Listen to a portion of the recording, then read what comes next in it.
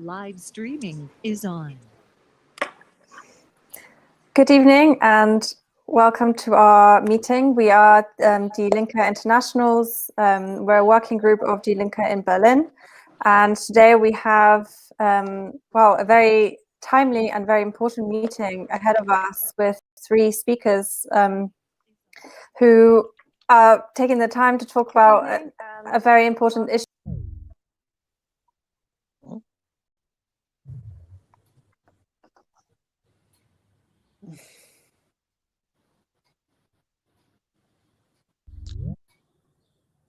Is on. My apologies, my internet just cut out very briefly. So to say that again, we have a very important meeting coming up today, which is going to talk about, it's about discussing Palestine and Germany, but of course we'll also be talking about what's currently going on in Israel-Palestine. And we have three speakers with us who are really the best speakers we probably could have for this meeting tonight. So we have Haneen Zoabi, who was the first Palestinian woman to serve as a member of the Israeli Knesset. We have Neiman, who's the director of the Einstein Forum in Potsdam and a member of the Initiative von Freie Weltoffentheit, and Buchholz, who's a member of the German Parliament for Die Linke. And as you, I'm sure, all know, the German Bundestag passed a resolution that effectively banned BDS a couple of years ago. And discussing Palestine and Germany has been a very difficult topic for a very long time, and it has both historical roots and has, of course, very it's a very difficult thing to talk about indeed, especially with both within the left and in the broader German society.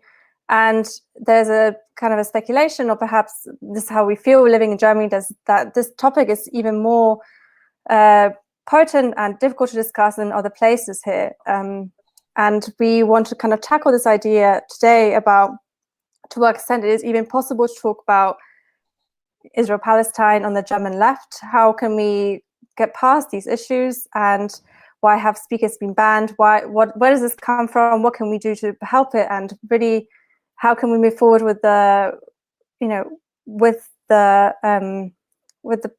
whole issue when Gaza is being bombed and people are dying and being displaced now, and they have been for the last several days. So I don't want to go on because really it's not about me. My name is Hannah.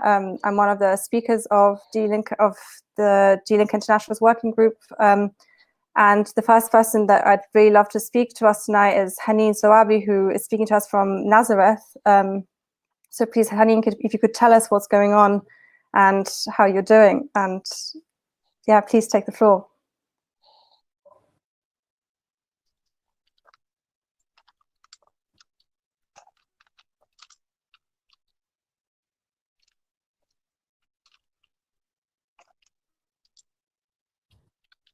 Haneen, you're muted. Okay. Thank you again. Thank you. I will repeat. Thank you very much for inviting me. For us, the Palestinians, it's so important to talk and to use international platforms and to support us. Thank you for everything.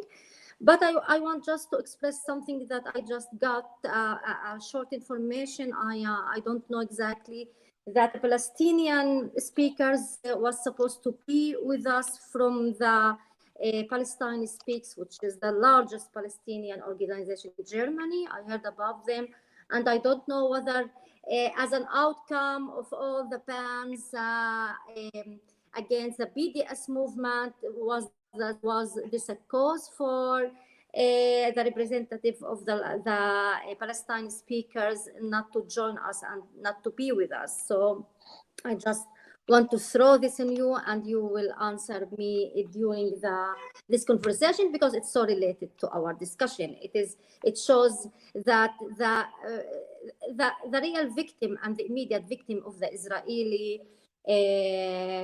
state of Zionism is the Palestinians, but I think that the whole world is suffering from Zionism. The oppression has moved and has expanded itself from Palestine to the whole world, and this is the topic actually of our discussion. What's happening now in Palestine? I think we cannot underestimate attacks on Gaza, the displacement of the Palestinians from Sheikh Jarrah in Jerusalem, the restrictions upon the Palestinians in Jerusalem, and the oppression of the police in the 48. So actually, it is not an event or a clashes or a violence. It is the policy. Actually, it is the most accurate and frank expression of the Israeli apartheid system and the Israeli plans toward the Palestinians. The mere existence of the Palestinians is a threat to the Jewish state.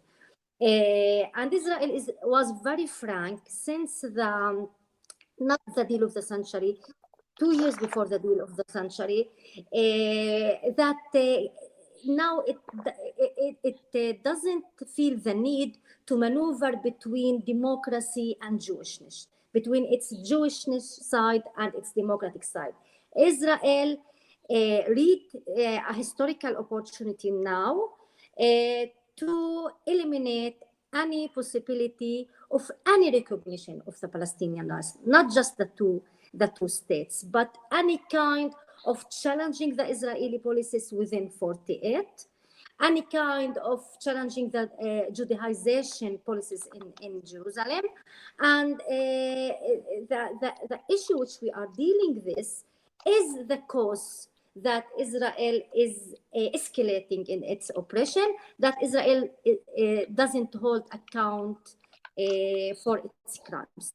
So it seems that the Palestinian is not just struggling against Israel, against apartheid, against colonialist policies.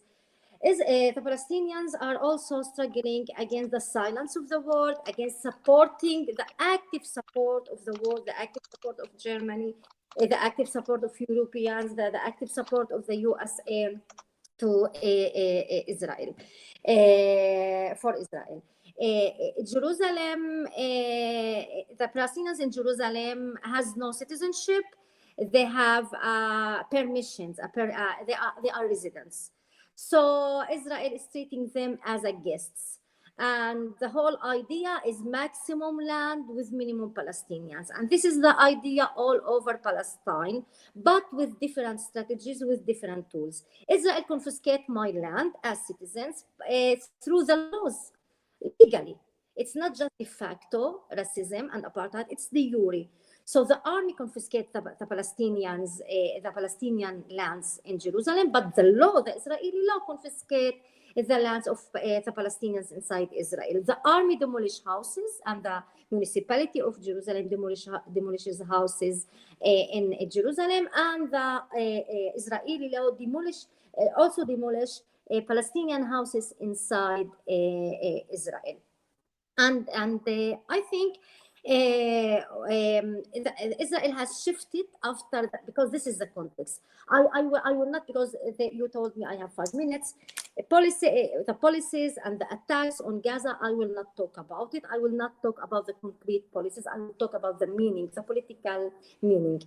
The Israeli society has shifted toward the right since the Second Intifada, since 2000. And the Israeli and now there are a shift of elites inside Israel. Instead of the liberal Zionist elite, we see settlers, we see a right-wing settlers and extremists, which they are the real elite now, which they are dominate, not just inside the Knesset, inside the media, inside the society. 40% of the Israeli society think that they are chosen people. They are the chosen people. And talking about the violence now and the oppression now, which is part of a policy, Sheikh Jarrah is the story of Silwan, is the story of Isawi, is the story of Al-Azariya, is the story of Jerusalem, is the story of the West Bank. The reflection of in the Israeli media that it is violence from both sides, I think, as the reflection on the media, and clashes between extremists from both sides. No, it is not a balanced situation. It's an oppressed, which is challenging the oppressor, colonialist.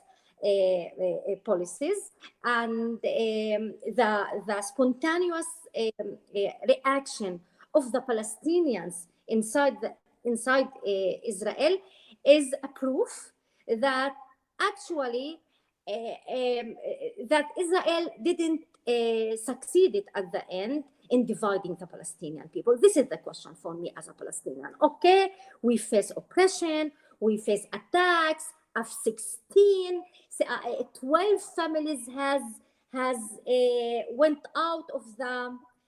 Israel has eliminated 12 families, which 12 families has died.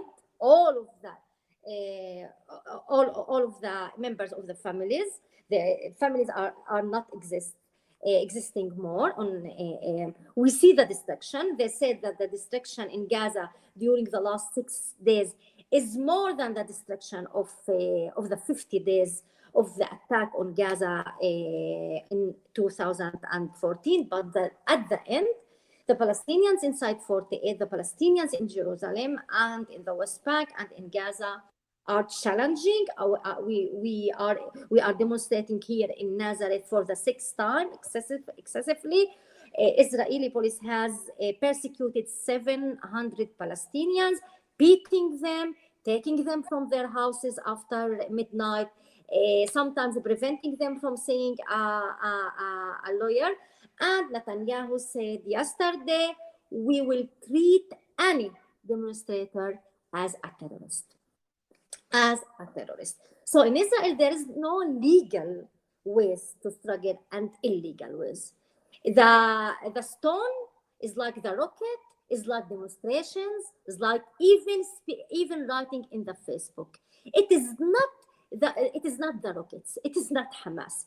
It is the mere challenging and the mere political action and political struggle of the Palestinians, because in Israel there is no place for two people. There is no place for two people, and this is what the law. It is not an analysis. It is not what Haneen says. The law which has been passed 2 years ago, Israel as a state, a nation state home for the Jews, frankly said that this is the land.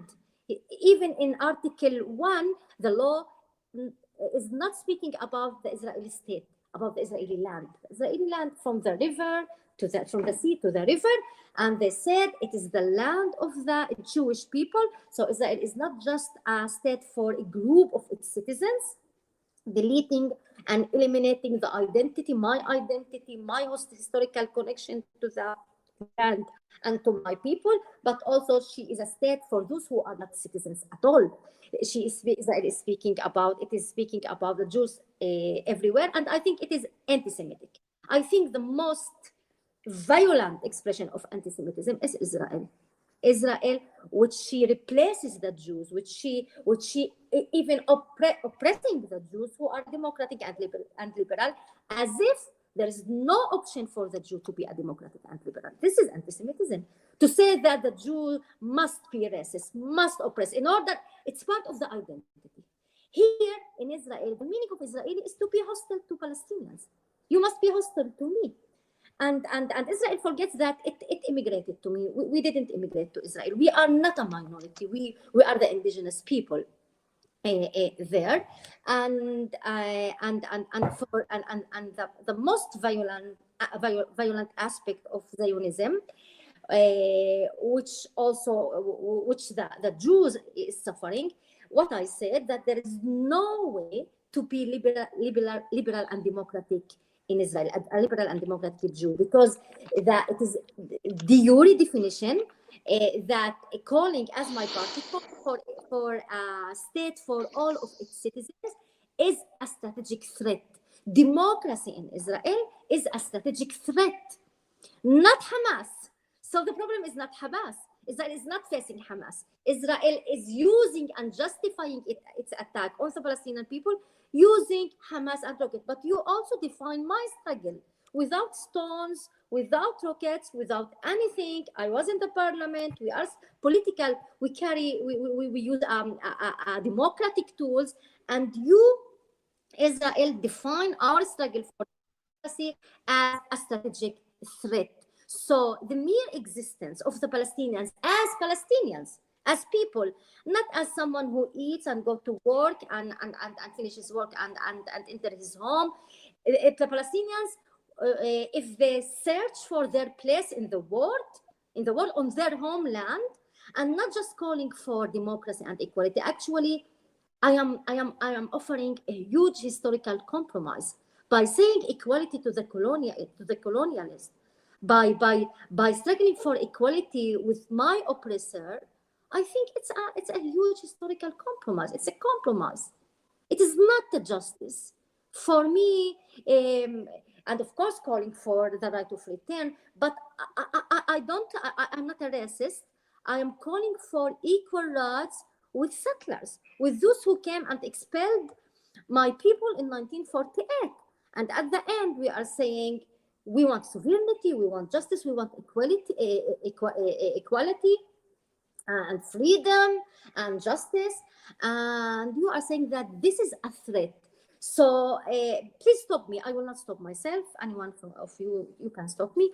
This claim of Israel defending itself, it's an absurd claim, and this is what Israel is using in order to justify its attack. Okay, Haneen, you asked me to stop you, so. So my last sentence, I will struggle, even though I will have just another question. The oppressor, the colonialist, the occupier has no right of defense. No, innocent people have right of defense, but not criminals. Criminals don't have the right of self-defense. Thank you a lot, Haneen. My name's Phil Butland. I'm the other speaker of the Linke Internationals, and I'll be chairing the meeting together with Hannah. Haneen, there'll be plenty of time for you to speak more, but just to let Christina and Susan say something as well. We're also getting a lot of questions in. If you either go to theleftberlin.com and press the ask a question button or make a comment on the YouTube page, then we're collecting your questions. There's already a lot of them, so we'll see what to do. Just a clarification before we get to people are asking about why Palestinian strict isn't on this podium. There was a suggestion at one time that we would add to the three people on this podium to have a Palestinian strict speaker as well. At the end, we decided against that, and instead we're doing a meeting together with Palestinian strict and the Jüdische Stimme in a couple of weeks. Maybe more about this later, because we're supposed to be on the program of Offenes Neukölln with a meeting which is called Cancel Palestine, and it may be that they're trying to cancel our meeting. The meeting will go on whether or not we get into the Offenes Neukölln program, but more information about that later. We can talk about the other things later, but let's get on to the thing in hand. And to go to Christina. Christina, Haneen has explained a lot about what's happening in Israel, what's happening in Gaza at the moment.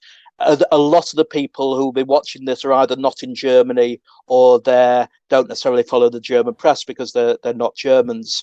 Maybe you could explain a little how is this being covered by the German press, and how much are people able to hear things that Haneen has just explained?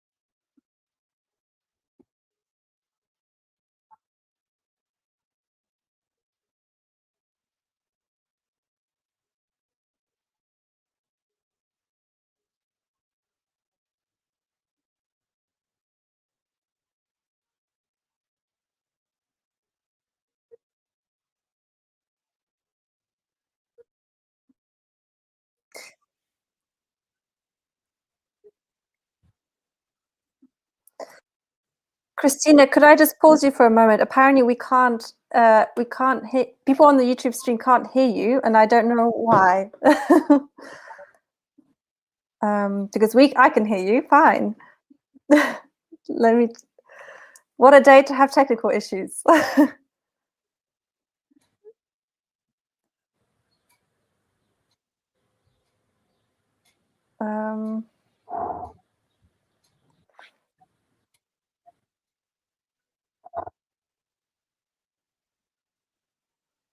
Sorry about that, everybody. We're not really sure why this is happening at all.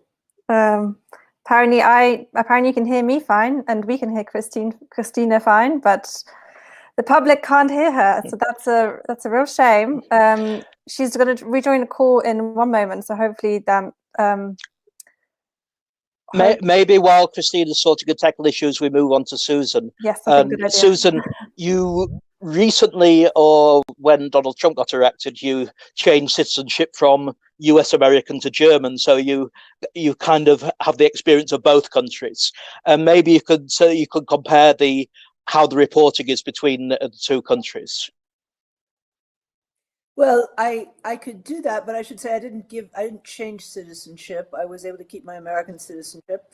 And I should say that I also have Israeli citizenship. I lived in Israel from, can I change this function? I cannot talk to myself. Could we have a grid so that I can look like I'm talking to other people? Thank you very much. I'm also an Israeli citizen. I lived in Israel from 1995, just after the Oslo Accords, until the year 2000, just before the second Intifada. So I have some sense of all three cultures and problems. Yeah, I would like to say something to some of what Haneen said.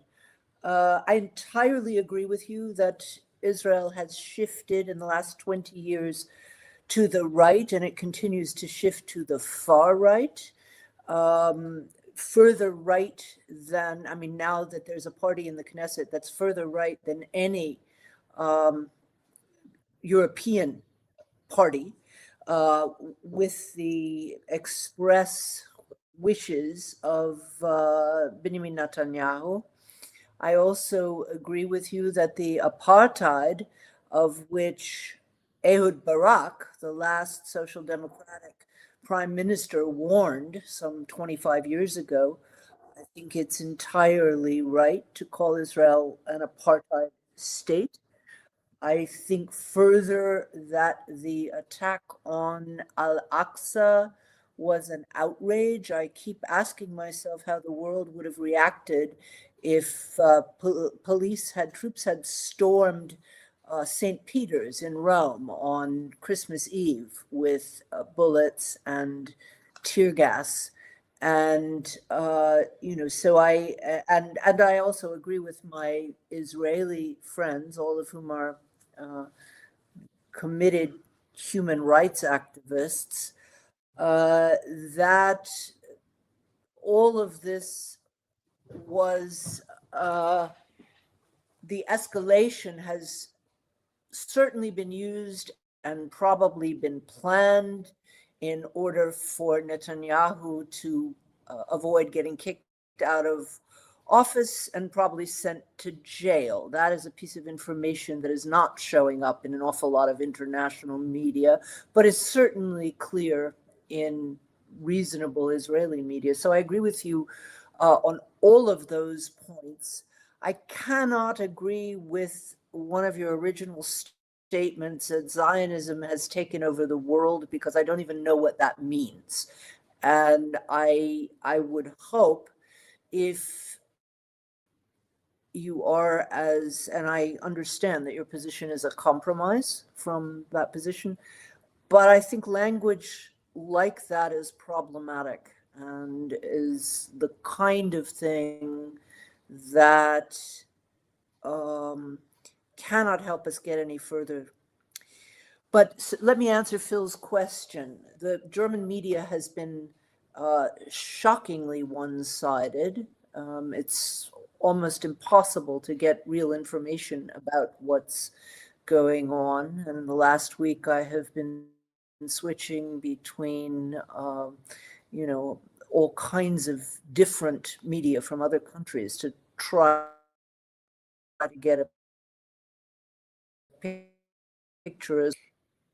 This is not, what shall I say? I'm appalled at Biden's position. It's the first really big mistake that Biden has made.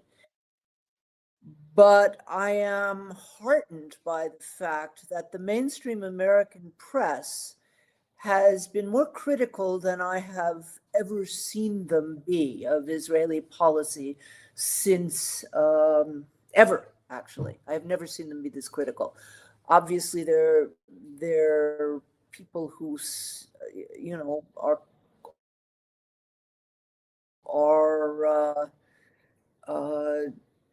you know, saying we stand behind Israel, whatever it does. But we actually had a debate in Congress for the first time that was evenly matched between people who were insisting on the slogan, Israel has a right to defend itself, without ever looking at all of the things that Israel has been doing and been escalating in the past years to create this kind of conflict.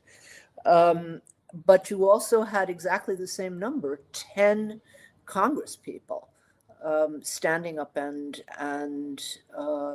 actually talking about conditions in Palestine. This is progress in the United States. It's not enough progress when people are being killed in Gaza. There's no question about that. It's not progressing fast enough to save Palestinian lives, but it is definitely progressing.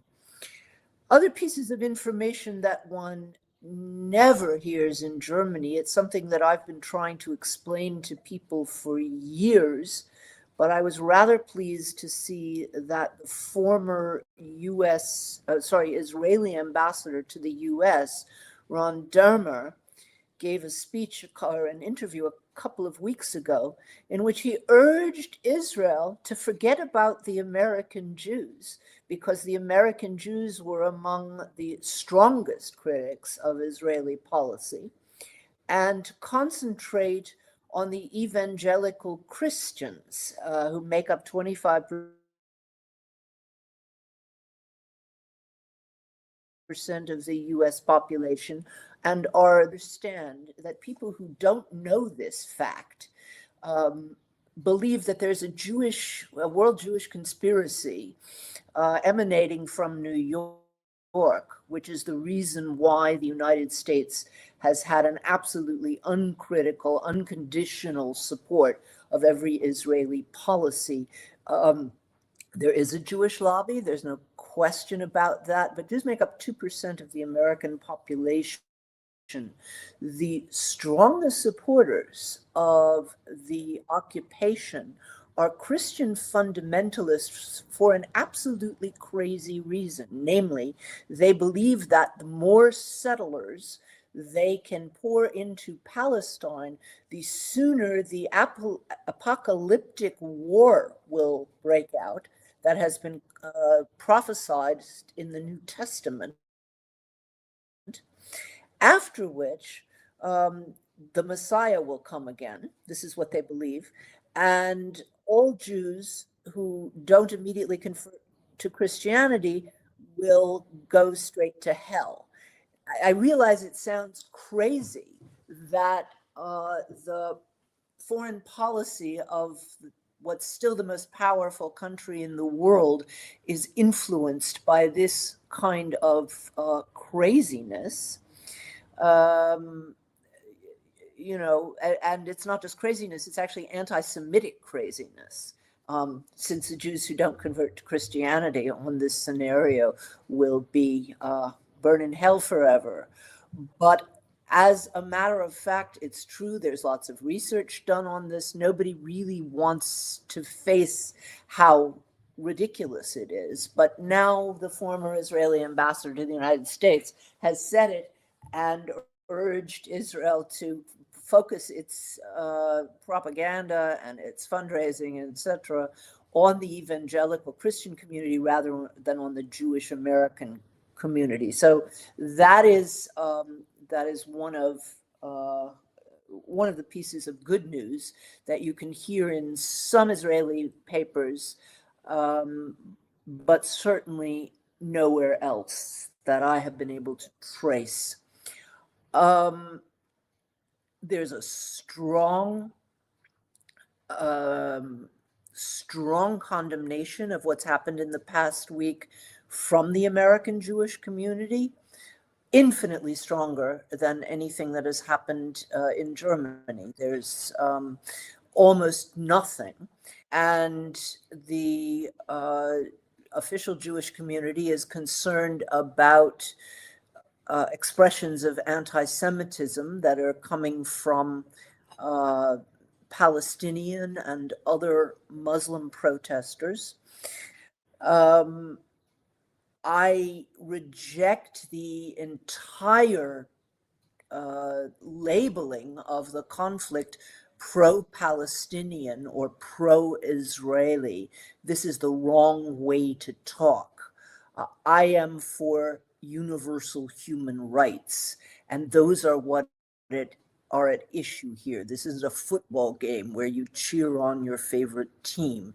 This is about universal human rights. And unfortunately, because I think Christina was going to say, and I hope she will say soon, because of Germany's historic consciousness of guilt towards the European Jews, they have an incredibly difficult time thinking of Jews as anything but victims.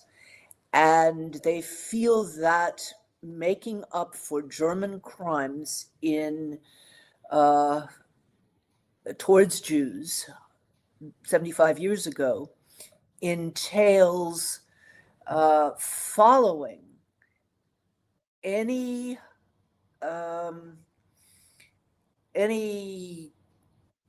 policy that comes out of Israel. And unfortunately, the Netanyahu government knows exactly how to play on those feelings of German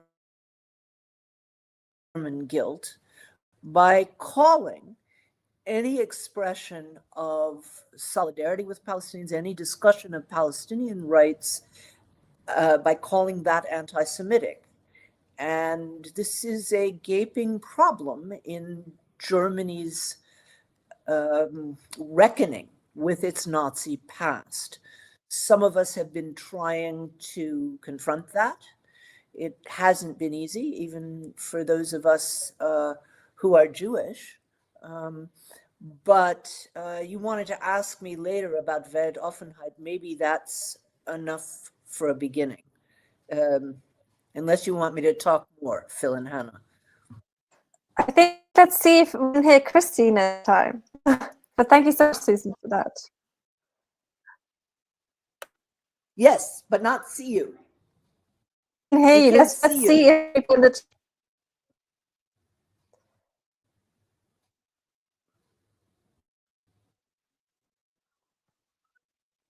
yes. Thank you so much, Susan, for your post.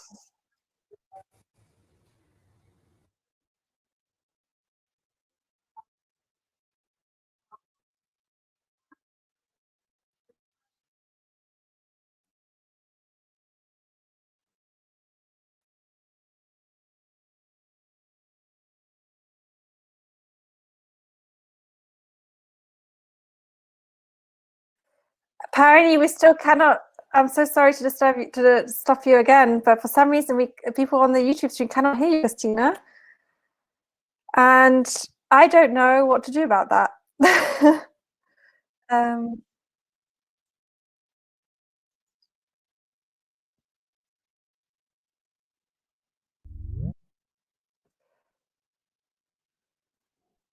We're trying to. We're very sorry, everybody. We are trying to sort this out. Okay, can you hear me now? Is it working now? So I just choose another device. I could tell you something. I just checked on the leftberlin.com. You're coming over loud and clear.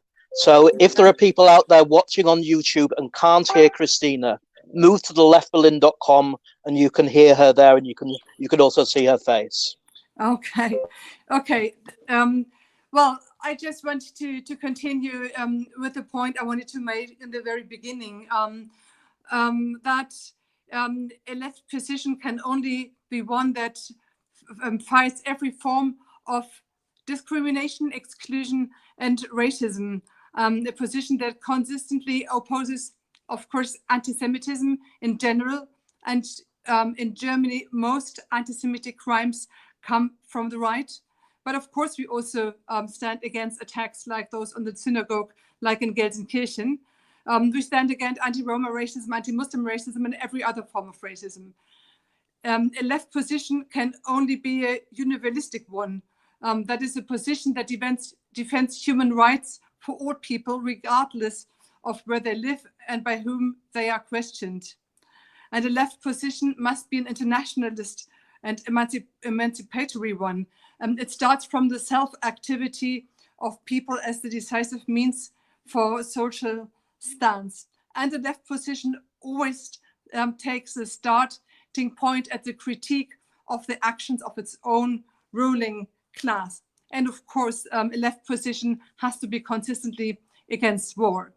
Now, what is our government doing? The German government stands firmly by the Israeli government. Heiko Maas, the foreign minister, tweeted on Thursday, quote, Hamas has caused the latest escalation by firing over 1,000 rockets at Israeli cities. Those who act so recklessly also bear responsibility for the appalling humanitarian consequences. Israel defends itself because it has to. An Israeli friend of mine wrote to me, this is incitement to violence. Israeli media and openly quote foreign politicians like Heiko Maas saying, well, Israel's right to self-defense as a carte blanche to bomb Gaza and to refuse ceasefire talks. Well, and this is what Heiko Maas is doing. He's not criticizing Israel for the bombardment in Gaza. And this is the majority position in the mainstream media.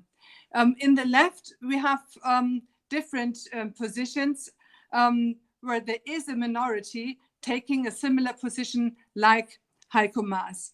But the main position is to balance between both sides and to be against violence of all sides.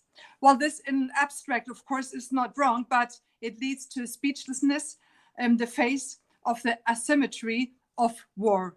And I was surprised positively by the statement of the students' organization SDS of Die Linke, which took as a starting point for the current escalation the situation of forced evictions in Sheikh Jarrah, and thus the structural violence that characterizes the situation in Israel and Palestine. And they said, as leftists, we are always on the side of the oppressed. We fight against all forms of racism, no matter who it affects. We want a good life for all in justice and peace. This is what we demand, why we demand an immediate stop to the evictions as well as the construction of further settlements. We demand a ceasefire because the ones who suffer from escalation are the populations in the whole region. We call for an end to discriminatory and racist laws, and we call for the strengthening those who fight for peace and justice in Israel and Palestine by not remaining silent, but by taking a stand. I think this is the right position to take and to criticize the support of our government that our government gives to the war. Well, this is, I think, the main point I wanted to make in the very beginning. And well, I think it didn't get the first words I was saying, but I think it's okay to stop now and I will come in for the next question. Okay, if we go to a new round of questions, I'm going to change the slight order in which we planned them because to give Christine a bit of a breather and move on to Susan. Today is the second anniversary of the resolution in the German Bundestag, which effectively criminalized the boycott, divestment, sanctions movement. You are one of the leading members around a response to that, the GG Weltoffentheit 5.3, as it's known here. It's known by other names as well. Just maybe if you could just explain very quickly what the Bundestag resolution is about, but also what's your initiative and what's it trying to do. And you need to unmute yourself.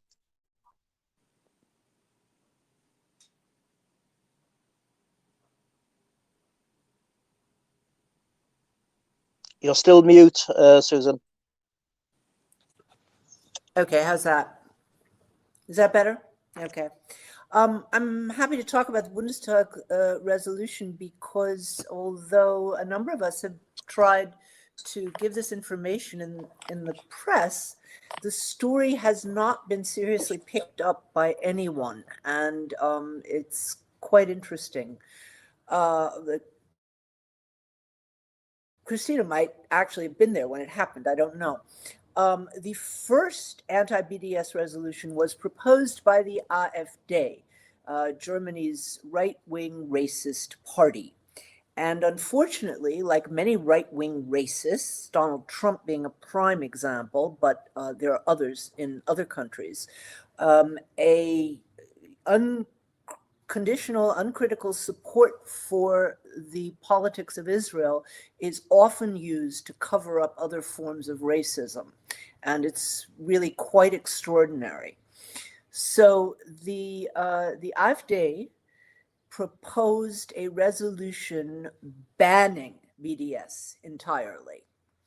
And it put the other parties, I gather, in quite a dilemma because on the one hand, they don't want to be seen as voting with an AfD resolution, and on the other hand, of course, they don't want to be accused of being less against anti-Semitism than the AfD. So 16 days later, the other parties put forth, the other problem, of course, is that actually banning BDS would have gone against the German constitution. So 16 days later, the other parties put together a milder resolution, which the AfD did not sign on to.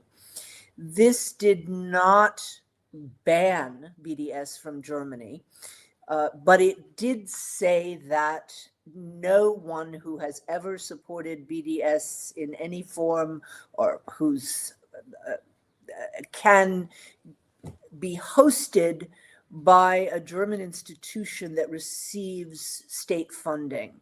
Now, this is an interesting trick because it allows people to say, well, we're not censoring anybody. We're just saying you're not going to use taxpayer funding to spread what's called anti-Semitic propaganda.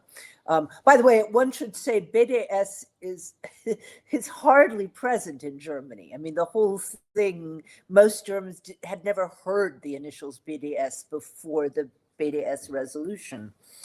But simply taking it, simply saying no institutions that receive state funding could have anything to do with anyone who had anything to do with BDS is it's a neat little trick. One of the really great things about Germany, as opposed to, say, the United States, or I think in many ways even Britain,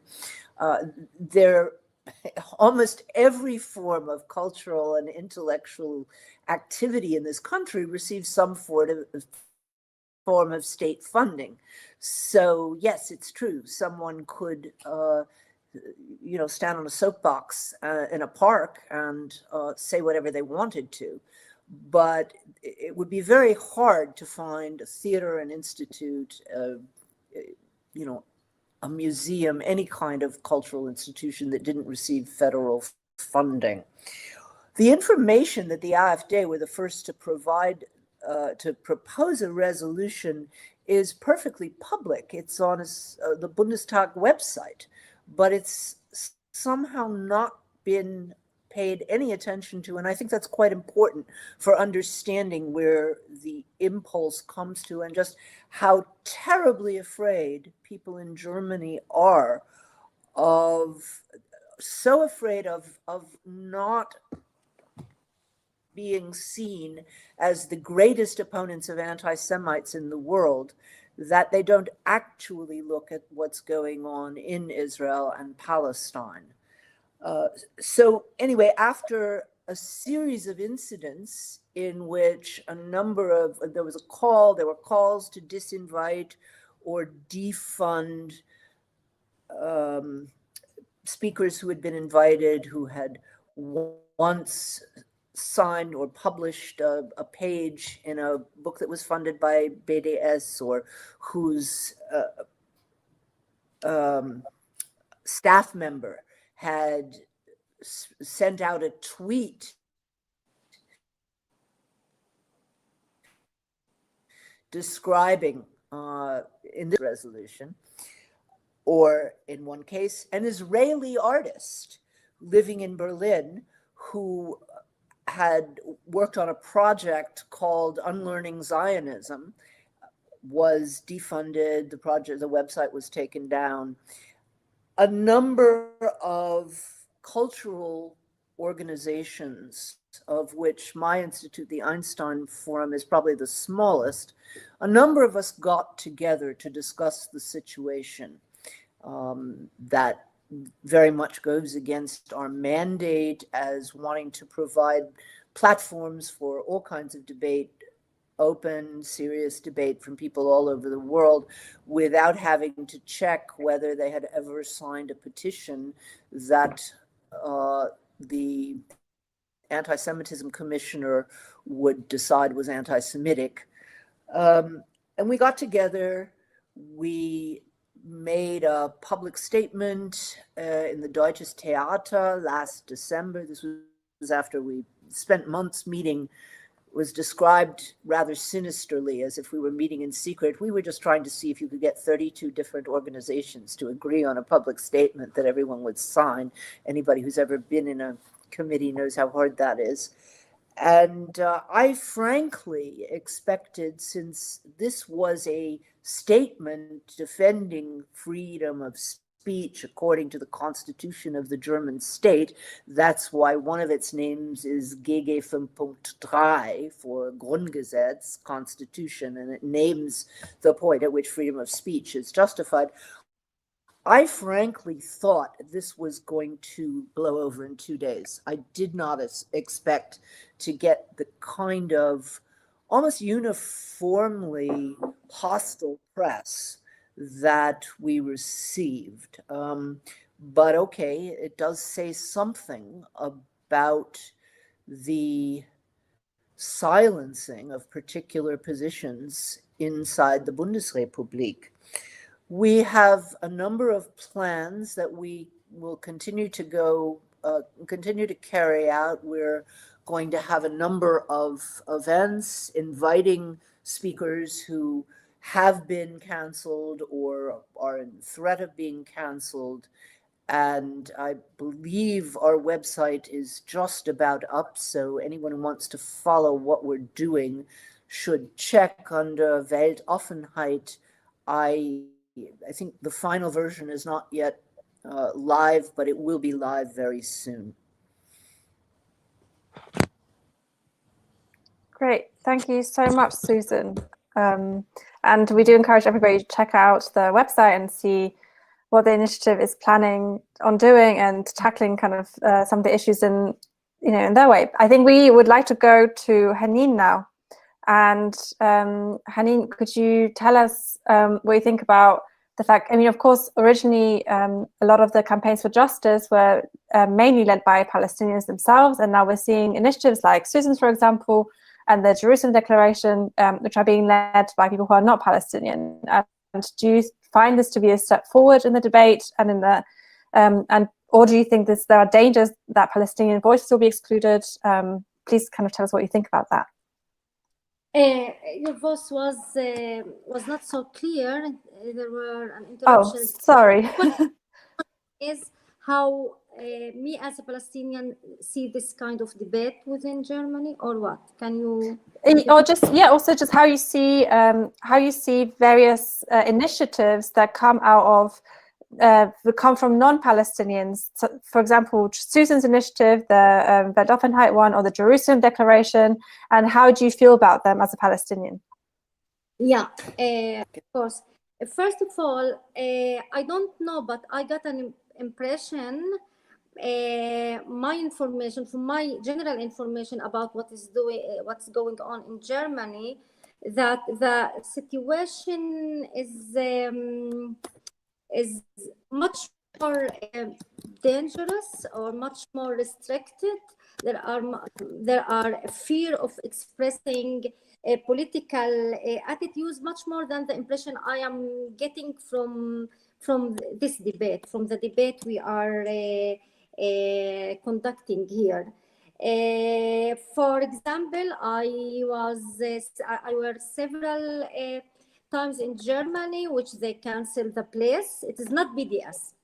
It's not just BDS. I was there in Germany, and a lot of times the place which I was supposed to be in refuses to accept the debate, and we were forced to look for another place. A lot of journalists has hesitated to interview me, even when I was a Knesset member, a parliamentarian. So I don't think that it is a BDS, and it is also we should also think about how much preventing BDS activity is making a chilling effect. It is also to create an atmosphere of fear. And when I say Zionist movement is a dangerous movement, not just Palestinian, this is what I mean. That in order, Israel wants to, now it's so frank and much more violent, not just because of the right wing, because of the concept of the state. And this is so important for me as a Palestinian.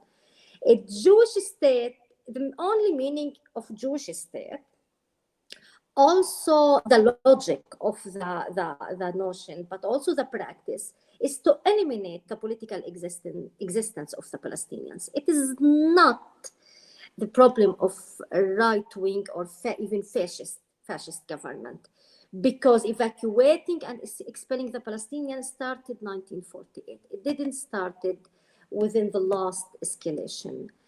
And I doubt it is not a BDS subject. I don't think that such a debate about the meaning of Jewish state, about the Zionist as a colonial project, I don't know whether the German has a real freedom to discuss it. I doubt it. So it is not the BDS. Maybe the BDS is an easy justification for oppression of freedom of discussing the Palestinian rights and the Palestinian-Israeli struggle. But this is just a justification, and this is just to cultivate an environment of fear and an environment of why to have this headache. I don't mind the Palestinians. So I don't accept that this is just an oppression regarding the BDS. For me as a Palestinian, before the BDS, and not less important than the BDS, and the BDS is the most civic and peaceful struggle. And of course, it's so important. The Jerusalem Declaration is so important, not just for me as a Palestinian, because for me as a Palestinian, it is so important to connect between my freedom and even the German freedom of expression. And this is the meaning that the Palestinian issue is an issue of justice all over the world. It is the test. everywhere in the world for justice and freedom of expression. The Palestinian, if you are free to discuss the Palestinian issue in your country, this means that you are free of the American hegemony, of the right-wing hegemony. It is not defending the Palestinians. Defending the Palestinians is defending justice all over the world. It is defending democratic values all over the world. It is defending the power of the left wing in Europe. It is not just an issue between Israelis and Palestinians. The Palestinian issue become, because of Zionism, because of the Zionist lobby, because of oppression of the freedom of expression in Europe, it becomes also the balance of power between the right wing and the left wing in Europe. Defending Palestinians and it is defending all the human values accomplishment after the Second World War. It is defending the ICC. It is defending Amnesty. It is defending the Human Rights Organization. So, and this is what is in, and this is the threat. This is the real threat. We don't ask the world, we don't ask Germans, and we don't ask the Europeans to love the Palestinians. No, it is just to defend your values and to defend that German ability to be a real democracy. And sometimes when I met a lot of politicians in Germany, which they were so frank, and this is already in 2012, 2013. So before banning the BDS, which they say we cannot. I cannot express my views regarding Israel. I cannot but I think that this is now it's shifting. It's changing with the new generation. I want to believe so. I don't know if I am naive, but this is what I realize also, that we came to a point which the Europeans believe or realize that defending the freedom of expression regarding the Palestinian rights is to defend their political freedom of expression. It is defending their values. This is defending their democracy. And it's so obvious that Israel is supporting the most fascist regimes in the world. The friends of Israel are Trump, the right wing, the populist right wing, the fascist right wing. Israel is the main provider of weapons to dictatorship, to Myanmar, so the Palestinian issue is not a local issue for the Palestinians. Israel is the last colonial situation, colonial oppression in the world, and it is an international issue, and it is a local issue. It is not just Israel; it is a local American issue, and the support of Israel becomes part of the German identity. It is not just, I don't know how to explain it, but also I read a little bit about it. It is part of the ability of the Germans to think themselves as humans, as also solving the guilt of Nazism, but also part of this identity, and they don't connect between their support to Israel and their support to the crimes which Israel conduct. And I don't think that we can do this. We can really enter deeply on the psychology of supporting Israel without discussing the notion and the meaning of a Jewish state and the self-determination for the Israelis. For me, I can recognize self-determination for the Israelis, even they came to my homeland, but I cannot accept a Jewish state as the self-determination solution. No, because Jewish state is a racist state by definition. A Jewish state, there is no way to understand Jewish state without deleting my rights and my right of self-determination. Because the only way to create Israel was to expel the Palestinians. How to have it was so clear to the Zionist movement that we cannot have a Jewish state with 55% Palestinians within its borders. And it is not the implementation of the Qarar al-Taqsim, the law of division of the Palestine, 1946, not the law of definition, the law of partition, the law of partition, 1947. Israel didn't implement the law of partition, because the law of partition didn't say to expel the Palestinians in order to have a Jewish state.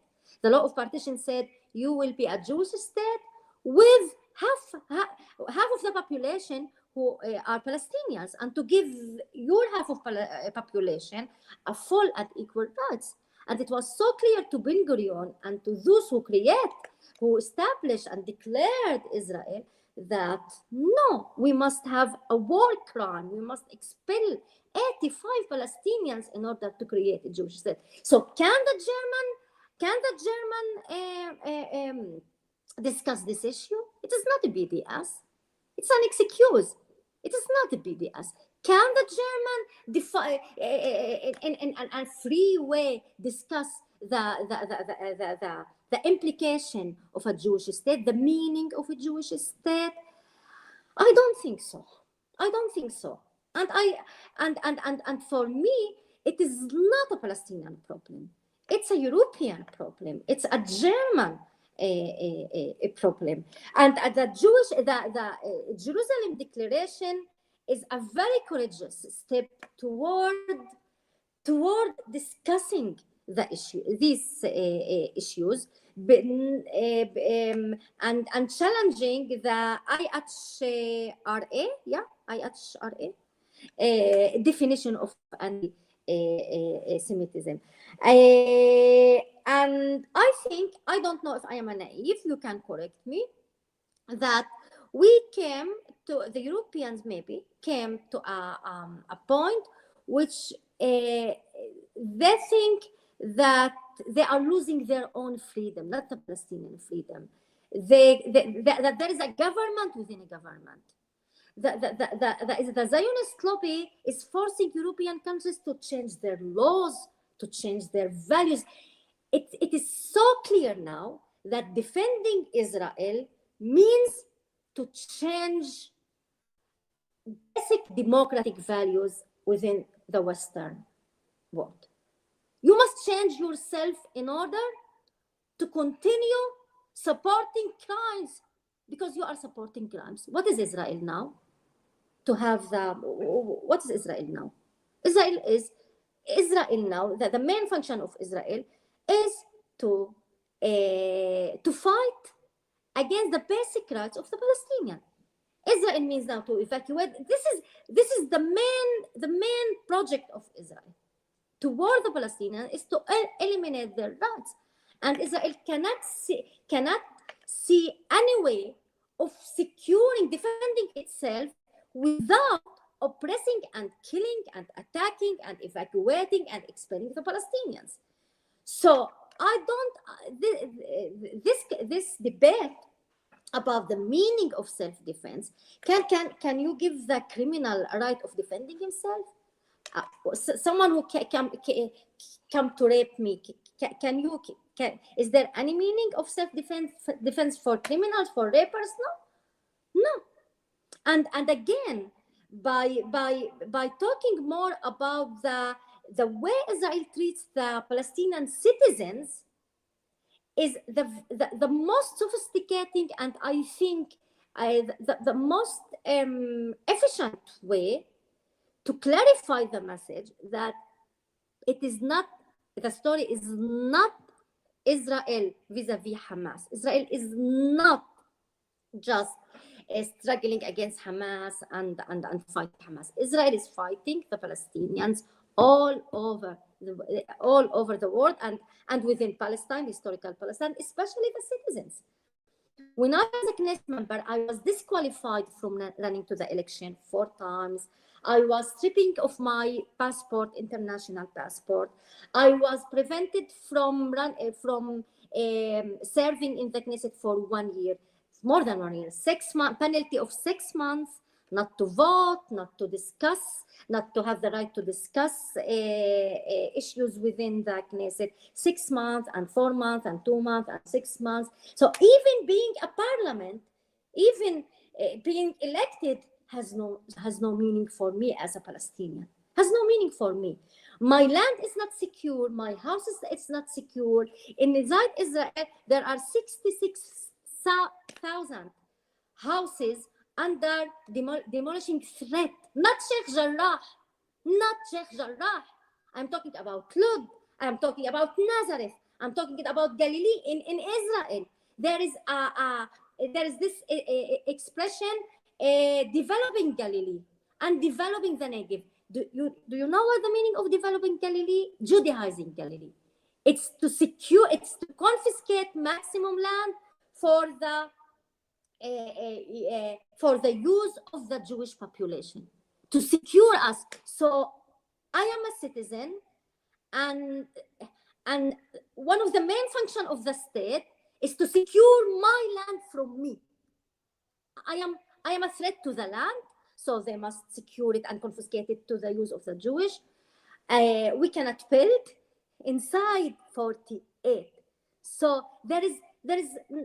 it is not an occupation. It is not crimes against humanity in Gaza and war crimes just against the Palestinians in Gaza. It's also the same way, but within different tools, by different tools. The same way of eliminating my identity. I can in the Knesset, when I say I'm a Palestinian, they would just look at me with a so surprised look. What do you mean Palestinian? The Israelis really, they expelled the Palestinians and they start history in 1948. There were no history before 1948, and they expect from, it's a humiliation, it's not just discrimination. They expect from me to accept Zionism, to accept the fact that this land belongs to the Jewish people, and I am just a guest. I am there because of the Israeli democracy. Really forgetting that they have expelled 85%. Is an ethnic cleansing. Haneen, I'm sorry to interrupt you. I think we might have to move on to the next question. I'm sorry. I'm very sorry to have interrupted you there. I hope that's okay, unless you would like to finish your sentence.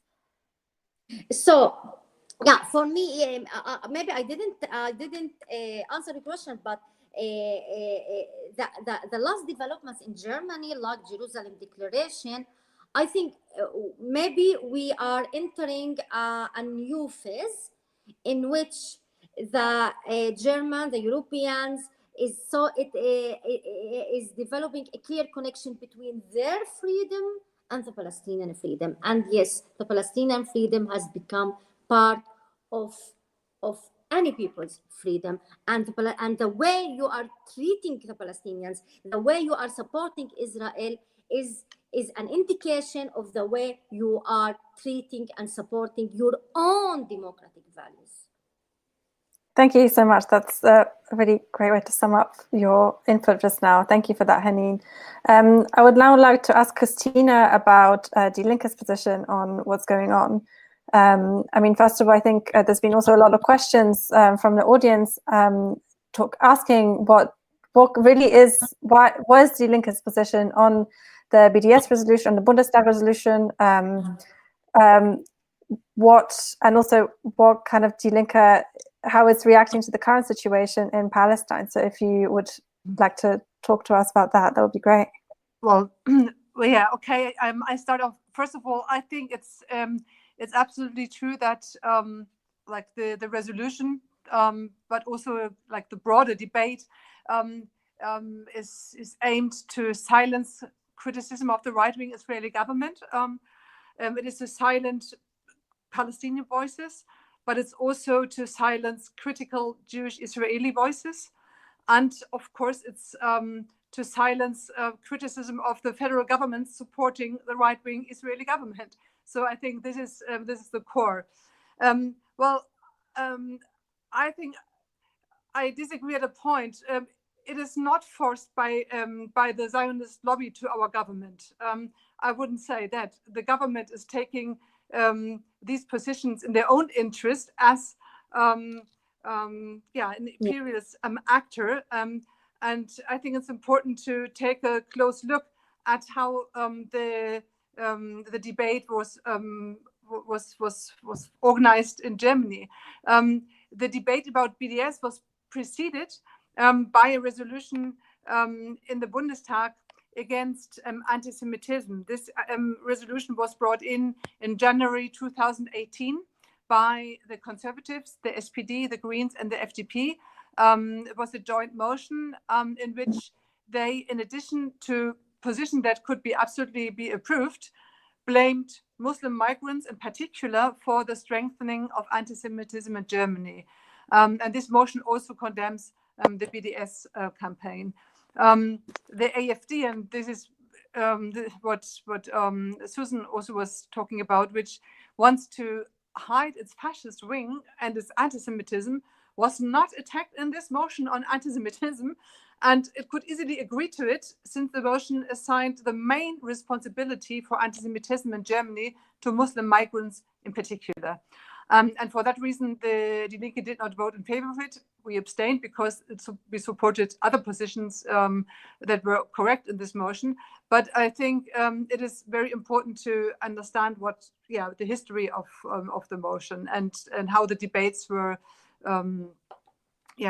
going on also a longer time.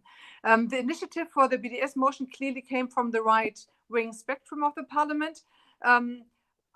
As I remember, in April, the AfD wrote a kind of draft motion to condemn BDS, but then the AfD was the first who put in a motion that wanted to ban BDS. And then, like Susan said, in May, an interfactional motion by all the Conservatives, the SPD, the FDP, and the Greens was passed by the Bundestag under the title "Resolutely Confronting the BDS Movement, Combating Anti-Semitism."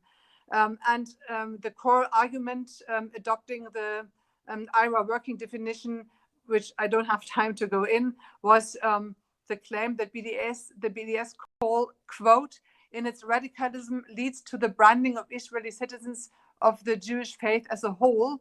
And it says the pattern of argumentation and methods of the BDS movements are anti-Semitic, full stop. My position and that of the majority of Die Linke was that the motion should be rejected. There were different arguments, actually. My argument was it's inadmissible to denounce BDS as anti-Semitic, well, even though the Linke does not support the campaign, as other sister organizations do, but we respect when people, out of criticism of the Israeli occupation policy, which has been condemned by numerous UN resolutions, support the BDS campaign. Because the criticism and protest is directed against the policies of the Israeli government and not against Jews. And this is legitimate and must not be slandered in a blanket way. And I think it's also important to understand who benefits from equating the criticism of the Israeli government with anti-Semitism. First of all, the right-wing government in Israel. I think it's absolutely right to say that the space for open debate has been narrowed far more dramatically in Israel itself, but also in Germany and other places. And of course, conversely, this also makes it more difficult for criticism of PA and Hamas corruption and policies to be articulated within the Palestinian population and movements.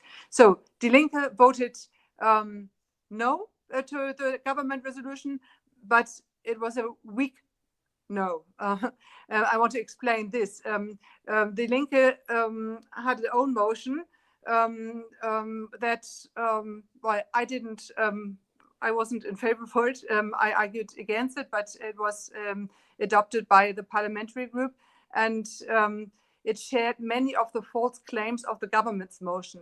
It had a weaker formulation than the government motion, related the criticism to Germany and not to the international campaign, but it continues to place the BDS campaign in the context of anti-Semitism. So my criticism that it still promotes the thesis that the call would brand the boycott call of BDS would brand Israeli citizens of the Jewish faith as a whole, and thus promote anti-Semitism. And I criticized that it did not express any criticism of the German government policy towards the Israeli occupation, the settlement policy, and the human rights violation, and, for example, not condemning the arms sales from Germany to Israel. And it had no reference to the policies of the right-wing Netanyahu government, other than a general call for a peaceful solution to the conflict and to the two-state solution. So it did not have the intention to counteract the desolidarization with the Palestinians, and it was not an offensive but a defensive reaction to the attacks from the right. And it was a fearful reaction because one believed that one can thus evade the attacks from the right. And I think this notion is so wrong. It's far from it. And this time, surrounding the decision in the parliament, there were several decisions that made the fatal effect clear. Cancellation of, for example, the bank account of the Jewish Voice for Just Peace in the Middle East. Then the head of the Jewish Museum, Peter Schäfer, who had to resign as the director. Then the Rosa Luxemburg Foundation, the foundation of the Left Party, was forced to cancel an event at the Kirchentag in Dortmund. It's like a big church event with the liberation theologian Ulrich Duho and Farid Esak, a Muslim South African liberation theologist, active in the BDS movement. And on a absolutely another topic, but this event had to be couldn't take place in the church event in the Kirchentag. It moved at a place outside. Well, later the Kirchentag president apologized to Ulrich Duho, the person who was called an anti-Semite in the press, and I think this is an example of what happens if you just have a very weak position on this right-wing attack. But I think it's also to see that, for example, the scientific service of the Bundestag took the resolution apart. They said, quotation, excluding BDS-affiliated persons or groups from using the event solely because of expected undesirable expressions of opinions is therefore incompatible with the Grundgesetz, with the Constitution. And they said that in particular, the resolution of the German Bundestag does not constitute a basis that could justify such a restriction. This position is even taken by the lawyer of the Bundestag in a court case against the resolution as a reason not to deal with the lawsuit against it. So they know that legally they are. I don't know if there's a saying in English, but they're on thin ice. It's not a serious legal position. So what is the reason? It is to create this atmosphere of fear, to silence the criticism of the Israeli government, to silence Palestinian and critical Jewish Israeli voices, like I said before, and also to silence the criticism of our government in its support for the right-wing Israeli government. And I think this is the core intention. So I will stop here. Thank you, Christina. Thank you, everyone. Time is running on, and we have got so many questions.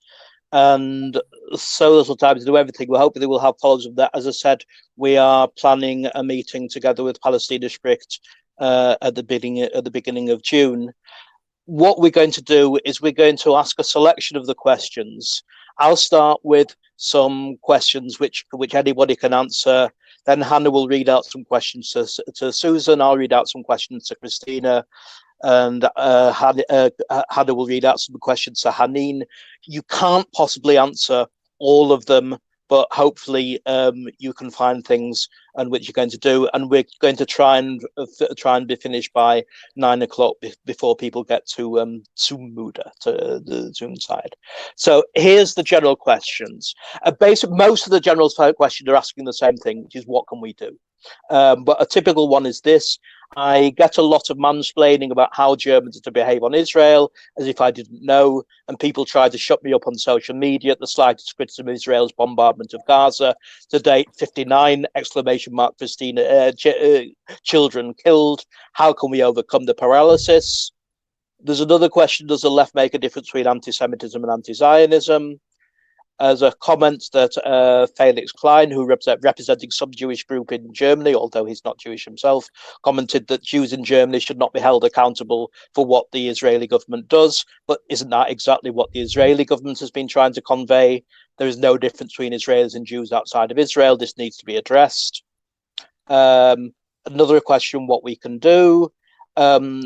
There's a question about the Jerusalem Declaration, which Haneen has already talked about, if Christina and Susan want to say anything. And a question: I would like to hear what the speakers have to say about Islamophobia and how it often manifests in German society as disingenuous concern about anti-Semitism. Before I move on to Hannah, there's someone who, not a question, but I absolutely love the point that Haneen is making right now about Israel's right of self-determination at the expense of wiping out Palestinians. Extremely powerful and right on. And now Hannah will sum up the questions which have been put to Susan.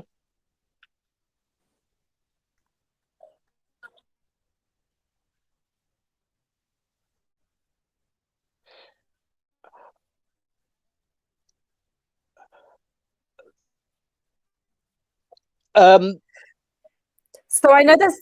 Okay, I'll just ask a couple of questions that were directly to you, and then if there's anything else you'd like to comment on that's been said, I think that's probably a way to go. And I think this is a good time for me to say that I slightly misspoke earlier when I called it Susan's initiative, the Weltoffentheit initiative. It's an initiative that Susan is part of course. That was just me doing. It was a language thing, so I apologize about that. A couple of questions that were for you, Susan, were about, one was about what you think personally about the Jerusalem Declaration, whether you think that's a viable alternative, whether that actually will help people, for example, to talk about anti-Semitism and Israel-Palestine within context like, work context, like work, whether whether it's going to protect people from accusations of anti-Semitism and, in their daily life, and kind of protect them from being, let's call it, cancelled. There's also another question: if there's somebody who's also an American Jew a US American Jew living in Germany now, and she was wondering if you can elaborate on ways that she can leverage her voice, particularly as a descendant of somebody who survived the Holocaust. And to kind of help with lobbying Germany to hold the Israeli government accountable for what it's doing. There's another question. There's so many questions, everybody. And another question for you, Susan, was use the term apartheid, which I agree on. Why is it forbidden in German mainstream outlets to be used for Israel, and the same for the term occupation? And also, isn't Germany failing in a moral contradiction by committing to its guilt versus closing the eye on Israel's humanitarian crimes? How can Germany move from symbolic guilt to abstract values like that? Phil, do you want to ask the questions for Christine? Yeah, they're now, and again, this is not all the questions which are asked to Christina, but we'll try and get as many answers as we can. One, I will quote this directly that someone has pointed: would someone from Die Linke care to comment on the disgraceful statement of its chairpersons Henning Weltoffentheit and Wissler on the recent escalation? question, I'd like to know the argument that's against the BDS movement in Parliament and the counter-argument. As far as I know, BDS is a peaceful activism but seems to face official resistance. That was another one which was put directly to Christina. Another question to Christina, the German state supports Israel unquestioningly.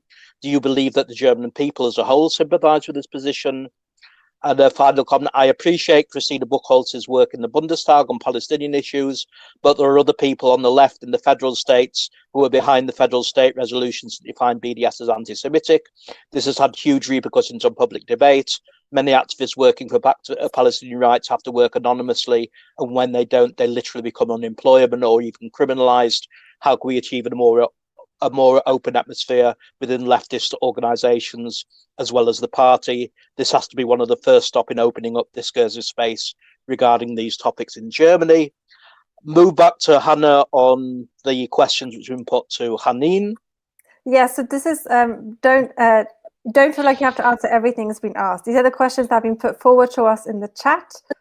Slow down when you are. Oh, sorry. I'm so sorry. So Haneen, there were some questions for you specifically. And of course, all three of you, I mean, thank you again for being here tonight and for answering and all the questions that have been put forward to you and for taking the time. So feel free to answer whatever you want to answer. So for Haneen, some of the questions were, Israelis often claim that Palestinians have been offered peace treaties many times, but they still stick to the original right and choose violence. Do you answer on that one? And how did you manage this conflict of interest when you served in the Knesset? How I manage what? The voice is not clear. I don't. Sorry, the conflict of interest. You've already touched on this a little bit. You know, being Palestinian in the Knesset, how you manage this issue for yourself. And then somebody has asked the question about having a single secular state and whether that is a viable solution or something that you can see happening in the future. And do you think Zionism is just a colonial project or also an imperialistic project? So which of you would like to, again, don't try and answer all the questions, but find the questions which you think particularly apply to you or you particularly have something to say about. Okay, great. Susan, we have commented as well that you're invisible. So if you can put your camera on so people...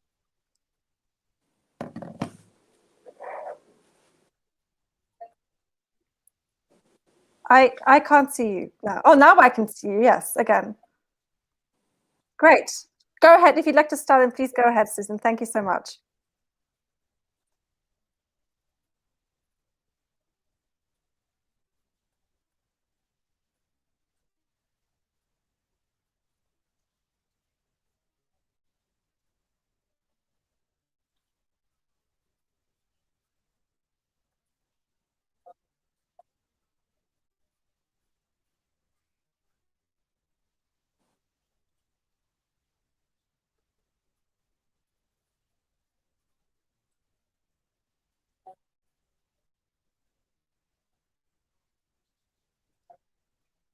Susan, I'm so sorry to interrupt you, but apparently people on YouTube cannot see or hear you right now. I don't know why we have this issue again.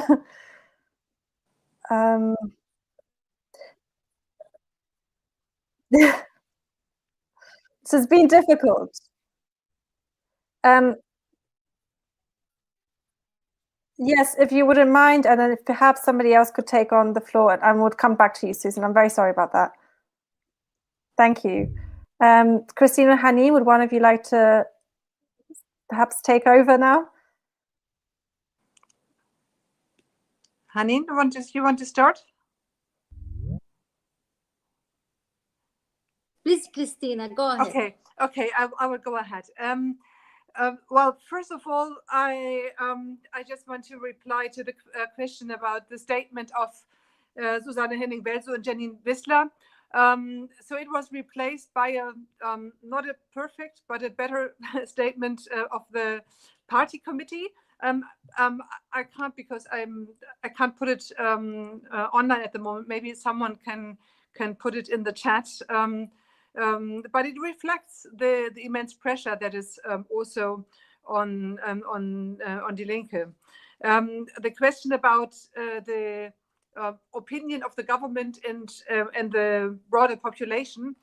I think that people who, like if you talk to normal people on the streets, they have much more sympathetic position towards the victims of oppression and war than the ruling classes have. And so, of course, there is a minority that has also like anti-Jewish or anti-Semitic sentiments, but I think the most of them understand the character, or can at least have an idea of the reality of oppression and the victims of war, because it's not the first war we are seeing in Israel and in Palestine. About the debates in the left, and maybe what can people do? I think one thing I want to mention, which is I think very important, is and this is a bit a change in the kind of how these debates are led in Germany, is the emergence of as I see it, as a new Palestinian left anchored in the migrant movements of the recent years, as Palestine speaks, that is linking up with Jewish leftist organization in the Jewish Voice or the Jewish Federation. And these organized together protest against war and occupation, against anti-Semitism and anti-Muslim racism. And these organizations have managed to build connections and with each other, and also especially migrant organizations, and create a much better situation to discuss the question of Palestine. And already before or Palestine Speaks has declared this this weekend very clearly against all the accusements they had to face, that just as we do not, this is a quote, do not need the solidarity of those who abuse Palestinians for their anti-Semitism, we do not need the solidarity of Turkish fascists who want to poison our struggle. We are absolutely in solidarity with the Kurdish liberation struggle. And I think this was a very strong statement, and shows that things are like happening.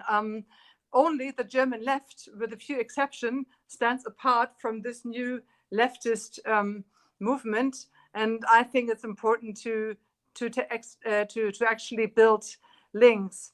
I think the debate of the Jerusalem Declaration and the criticism of the IRA definition is also very important. So the Rosa Luxemburg Foundation published a very serious study of a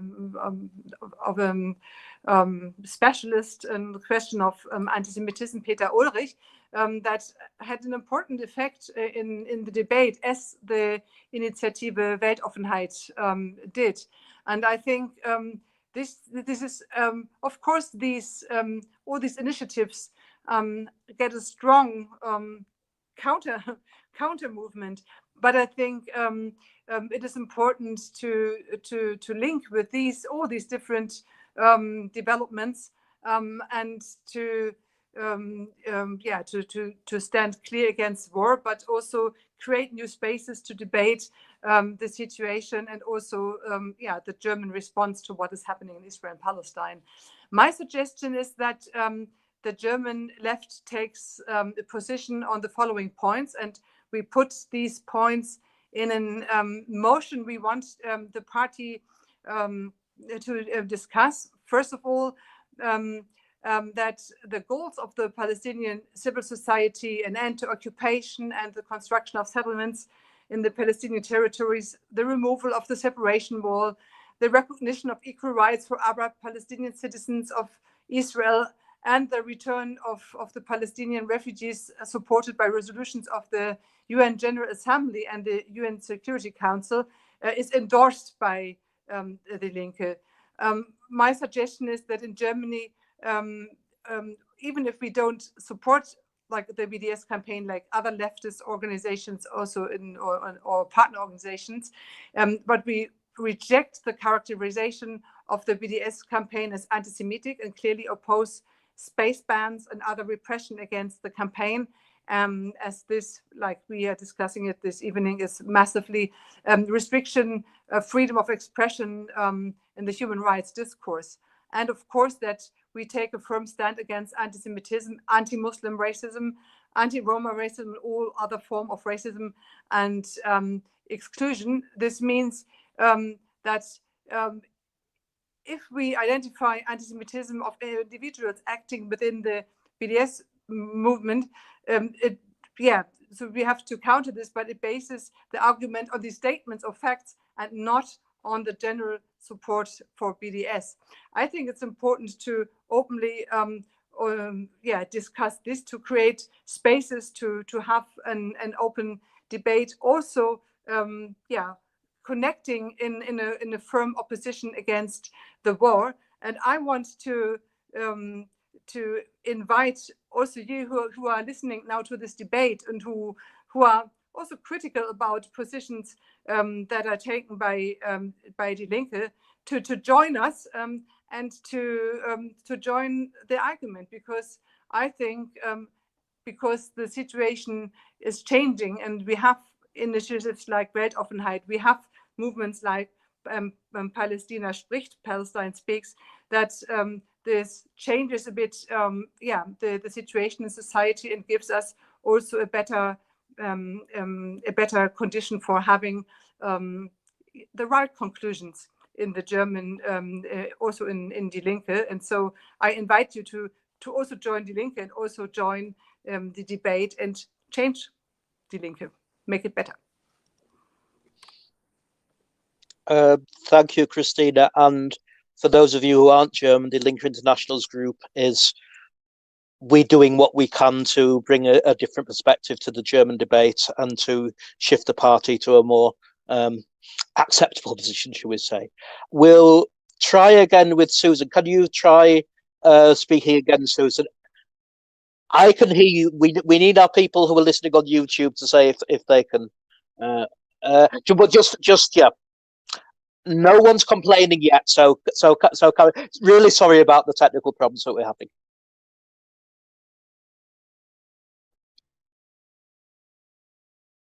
Oh, wait a minute. Sorry, they say they can't hear you still. This is terrible. I am He's just camera operator here in the chat. So the technical problems that we're having.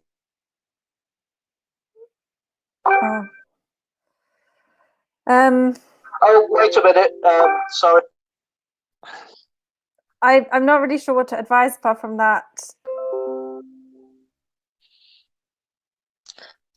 Let's move on to Haneen and we'll see.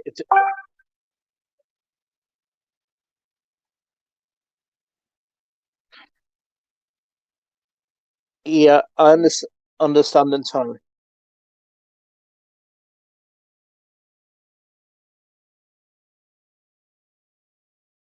He just said in the chat that he also couldn't hear you. He can't hear you in the call, which is very bizarre as to how half of us can hear you and half of us can't. If you would say shortly, Hannah or I can, we can both hear you when people can hear us.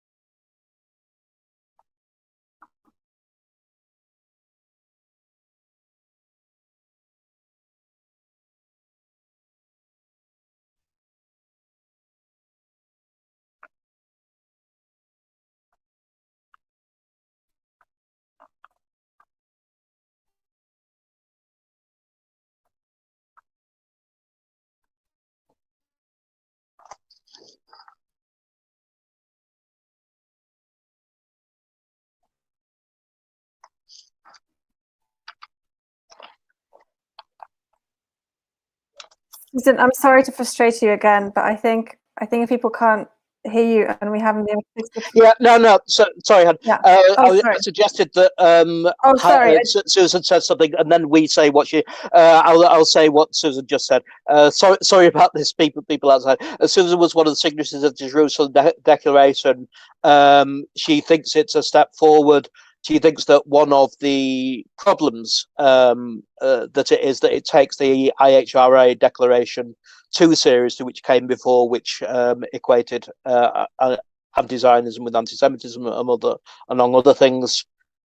Did I miss anything significant?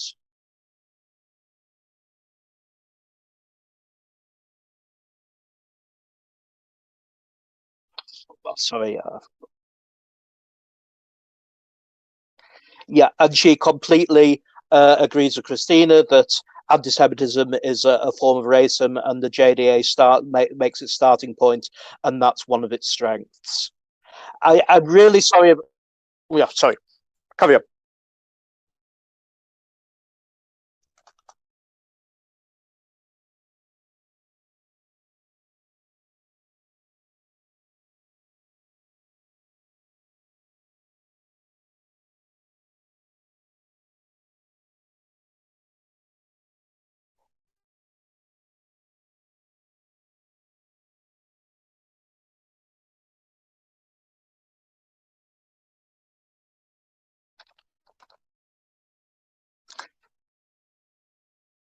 Maybe I might say because people are getting longer, thick pace of silences and marking. Susan recommends book by Omri Bohm on the binational state, which is, if I got it the right way around, is available in English and nearly soon available in Germany. She thinks that's the that. Okay, so yeah, it's available. It's available in German and will be available in English. And I think that's the viable way to go forward now.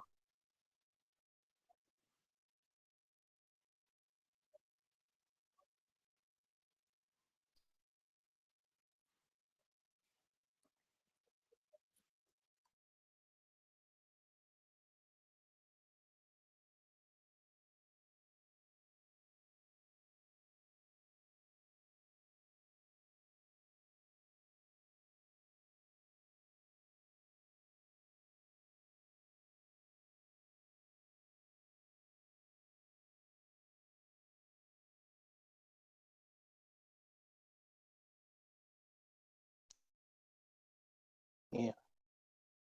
And the question to the American Jew who was asking what she can do relative to the Holocaust, there are networks of American and Israeli Jews which are getting together in Germany. There's not a full organization yet, but we can put you in touch with Susan, who can tell you more. I can tell from our side we do a lot of work together, the Jüdische Stimme as well, which is aiming for similar things. But there are networks getting together, particularly on Twitter, with people not trying to do this and not being left alone. I'm really sorry, Susan, and everybody, for the technical difficulties which have been besetting us all night. Anyone who has a conspiracy theory can use it now, or you can just blame bad techniques. We'll finish off with Haneen, then we'll have some announcements, and then you can all go home. Oh, yeah, just one thing. People have been sending questions in the last 15 minutes. We already had way too many questions to start, and it's not that we don't think they're good questions, but we'll be organising other events where we'll try and address those. So, Haneen. Yeah, thank you. First question about the violence of the Palestinians and that they refuse all the peaceful agreements. I think when you one of the results of supporting crimes is to cultivate also an absurdic logic.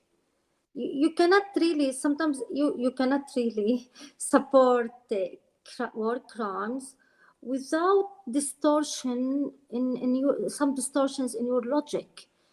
So you are saying, those who are accusing Palestinians of violence, they are saying, okay, Israel came to Palestine, evacuated and expelled the Palestinians, took out your land, took out your houses, And you are the violent side if you struggle against this. I really cannot answer this question. I really, I cannot. Okay, maybe some statistics. Okay, after experiencing my people, after taking my land, after taking my houses, not just in 1948. As I said, house demolition is Sheikh Jarrah now, is Silwan, is also the phenomena of unrecognized villages inside the Negev, south of historical Palestine, inside Israel. There are 33 unrecognized Palestinian villages. They don't exist on the Israeli maps. Why? Because Israel plans to evacuate these villages from the Palestinians from their villages and confiscate them and build a Jewish villages on the same land. Since 1967, Israel has killed 40,000 Palestinians. In Gaza, in the recent years, Israel has killed 3,800 Palestinians, out of them 900 children. The ratio of killed Palestinians to Israelis in the second Intifada was 4-1. In 2006, 30-1. In 2007, 40-1. In 2008 till 2016, 65-1. In 70% of those whom Israel killed in Gaza, 70% were civilians. 5% of those who were killed, Israelis who were killed, were civilians. You are putting snipers in front of Palestinian children in Gaza. Is this a Palestinian violence? Really? I don't know. It is so one of the victims of Israel is logic, is reason, basic reason, is basic ethics, and is basic humanity. This is also a victim of Israeli crimes. It is also the victim and the outcome of defending the criminal over and over and over. Israel became more violent with a more oppressor, and we are talking that those who are struggling against their oppressor, they are the violent side. Okay, I really don't have the ability. I'm not a Bernard Shaw. You need Bernard Shaw in order to answer this question. So just look at the statistics. Just look at the story, the basic story, and just look at the Palestinians now. They are in the refugees camps. They are outside Palestine, and they live within concentration camps. Inside ghettos, not concentration. Inside ghettos within their homeland. And you are telling me that I am the violent side? Really? Okay, it's chapeau for Israel,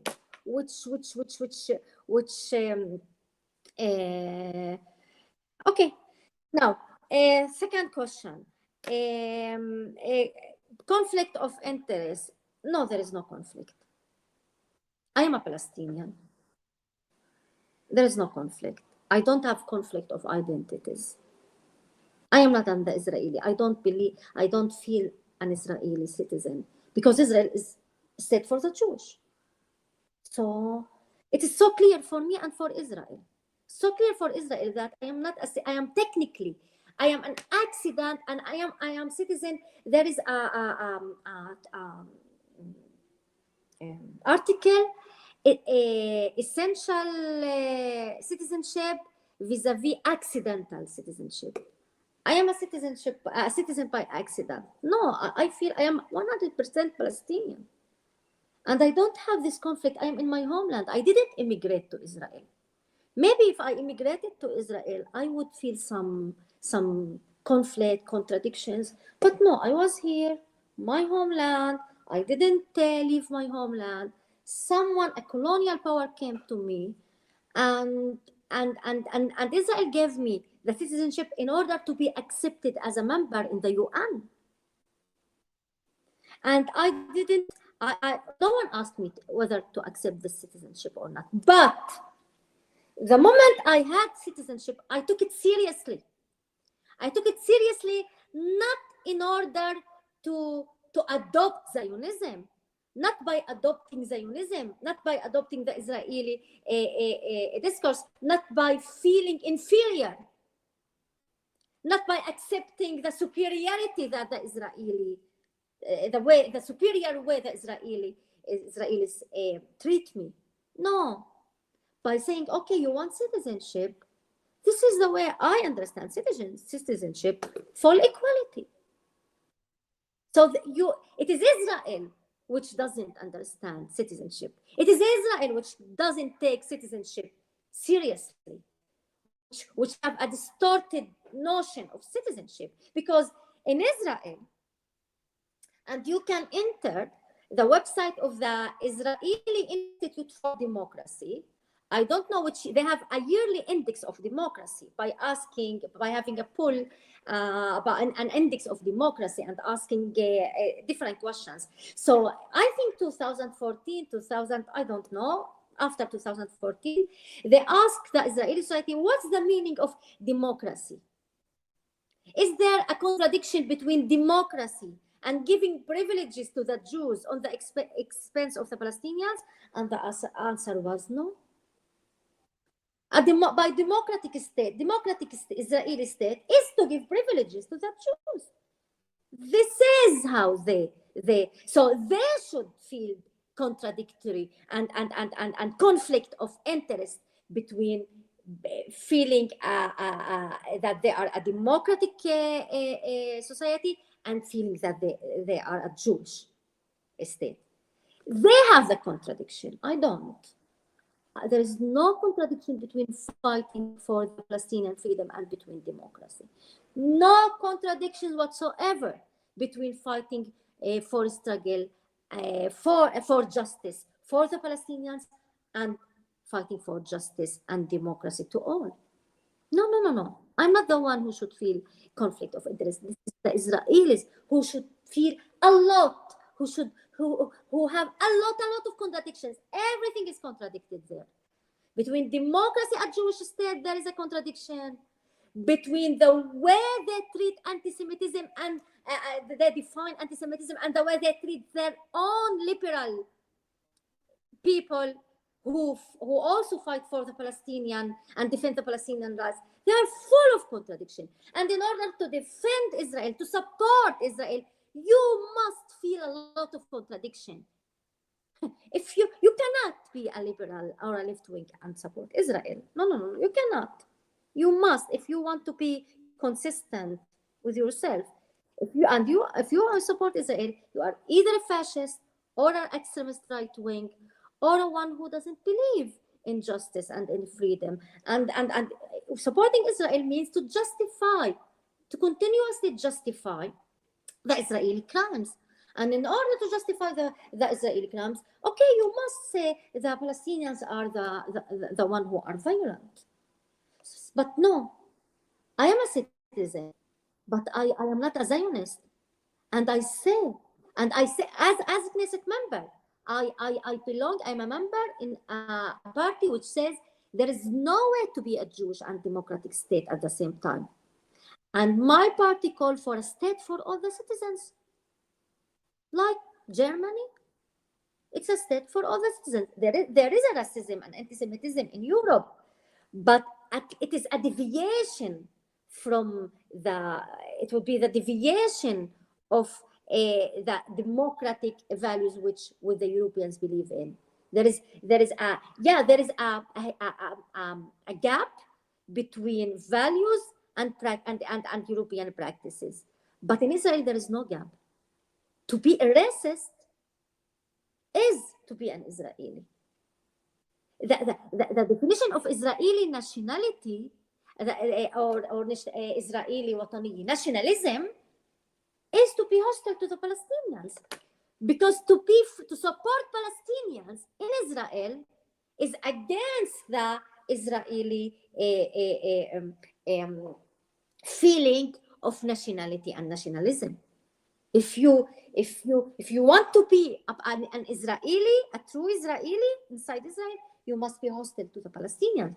So I have no contradiction whatsoever, because and the victim, usually the victim, doesn't have any contradiction between his sense of being a liberal and struggling for justice and his practices of defending his people. And Israel, as I said at the beginning, to struggle for democracy is a threat. So I am not the one who is suffering from contradictions and from hypocrisies. No. It is the Israelis and the Europeans who support the Israelis, of course. Now, Zionism is also a colonialist project and imperialist project. Yes, it's to expand the power of Israel to the whole region. Is a strategy in order to defend Israel. You must not just be to oppress the Palestinians. In order to secure Israel, you must oppress the Palestinians. It's by definition. You cannot be a normal state. Israel as a Jewish state, Zionism is not. It is a racist ideology, and the United Nations has adopted a solution in the 70s, defining Zionism as a racist ideology. But in order to defend yourself in the region, which is an Arab region, a Muslim region, yes, you must expand your power in a territorial terms and economic terms. And also you must support dictatorships in the region.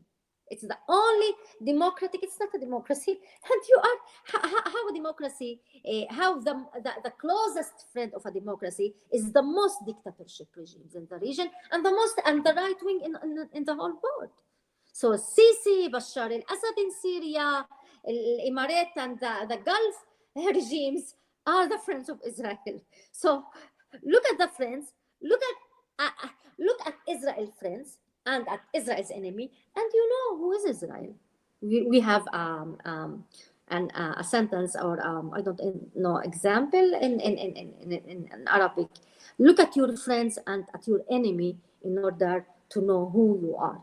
So look at Israel's enemy and Israeli friends. Friends, dictatorship all over the world, Trump, right wing, populist. So the most important, I think, one of the important questions is about one state. I don't care. One state, two states. I want justice. I want to end the occupation. I want to end the suffering of my people. Now my people is under attack. Those who say the Palestinians are violent, 222 till few hours ago, Palestinians have been killed by the Israelis, by F-16, children, and rockets. Okay, look at the balance of power. Justice is about balance of power also, and about the violence. About so to go back because of the time. I don't want one state or two states. I want justice. I want democracy. And I am saying to my colonizers, I am not asking you to go back from where you came. You came to me. Okay, you want to live with me, but I cannot accept you to replace me. You came in order to replace me. So either one state or two states, I care about equality. I care about democracy, normality, a normal state.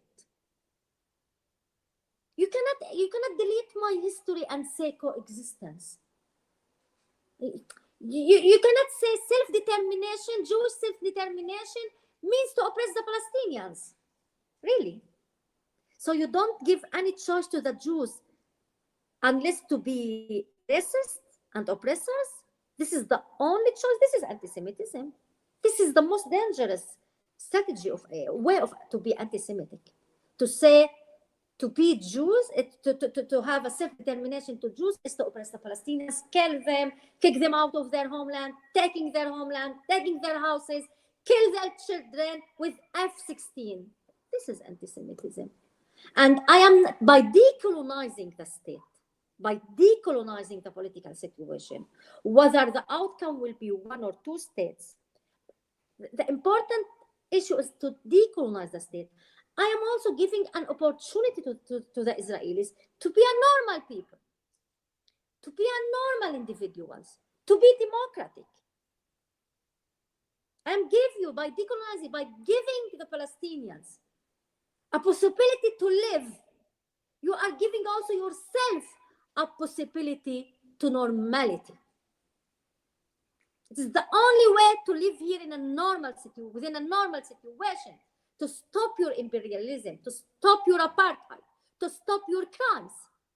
So it is not a state for all the citizens, whether 2 states or 1 state, the concept of equality, the concept of not refusing privileges, refusing any.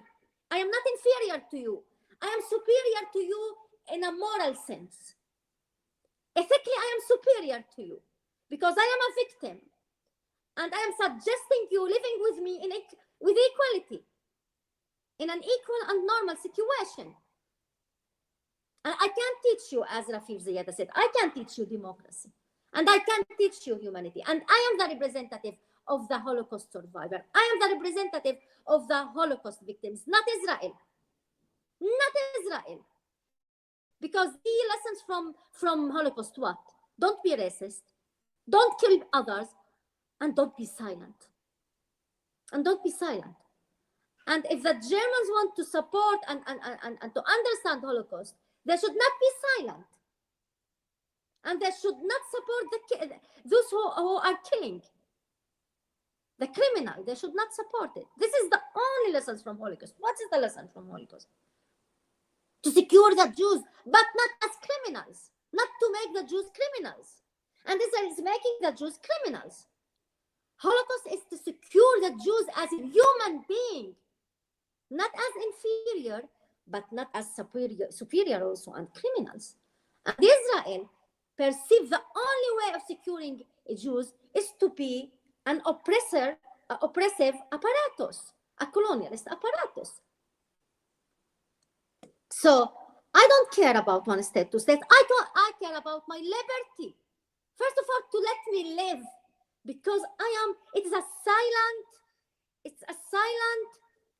killing. The siege on Gaza is a silent death.